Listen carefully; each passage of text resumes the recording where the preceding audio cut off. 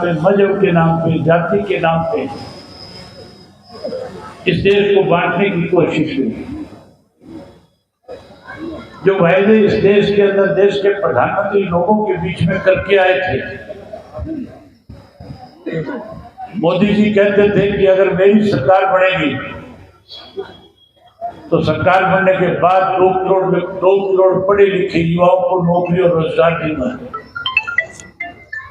मोदी ने वायदा किया था कि कांग्रेस के लोगों ने जो काला धन इस देश से लूट करके विदेश के बैंकों में जमा कराया, मैं उस पैसे को वापस लेकर के आऊंगा और हर गरीब आदमी के खाते में 15-15 लाख रुपए जमा कराने का काम करूंगा। मोदी ने वायदा ये किया था कि महंगाई कम कर दूंगा और उसके साथ साथ मोदी ने ये भी कहा था कि जहां ये सारी सुविधाएं देश के लोगों को दूंगा, वही देश को आगे बढ़ाने के लिए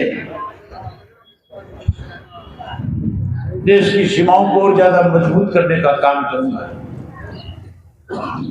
लेकिन हैरानी की बात है, देश में भाजपा की सरकार बनने के बाद जो वायदे किए थे उनमें से भी वायदा पूरा नहीं हुआ। ना किसी को नौकरी मिली, ना किसी को रोजगार मिला, ना किसी के खाते में 15 लाख आए। लोग आज परेशान हो गए। कैसे लोगों का ध्यान बांटा जाए, इसके लिए कभी राम मंदिर के नाम का सहारा लिया गया, धर्म और मजहब के नाम के ऊपर लोगों को लड़ाने के प्रयास किए गए। दूर जाने की जरूरत नहीं। इस मेवात के अंदर प्रदेश की मौजूदा सरकार ने पिछले दिनों इस किस्म के हालात पैदा करने के प्रयास किए थे कि हमारा आपसी भाईचारा खत्म हो जाए। मैंने जो परिवर्तन यात्रा शुरू करी थी वो इसलिए शुरू करी थी साथियों, इस प्रदेश में महंगाई बढ़ रही थी, पढ़े लिखे नौजवान के साथ विश्वासघात हो रहा था, उसे रोजगार नहीं मिल रहा था। जहां महंगाई बढ़ी, बेरोजगारी बढ़ी, वहां भ्रष्टाचार चरम सीमा पे पहुंच गया। उसके साथ साथ नशा बढ़ा, अपराध बढ़े और उसके साथ साथ किसान को, मजदूर को, कमेरे वर्ग के लोगों को कमजोर करने की योजनाएं बनाई गई। कहा तो यह गया था किसान को कि हमारी सरकार बनने के बाद तेरी फसल के दाम 2022 में 2 गुना कर देंगे। फसल के दाम 2 गुना करने की बजाय 3 काले कानून बना दिए थे। और ऐसे काले कानून थे, 13 महीने तक किसानों को अपना घर, परिवार, खेत, बच्चे सब छोड़ करके इस सरकार के खिलाफ आंदोलन करने पर मजबूर होना पड़ा। मैं भी उस आंदोलन का हिस्सा था। मैं भी रोजाना लोगों से मिलता था।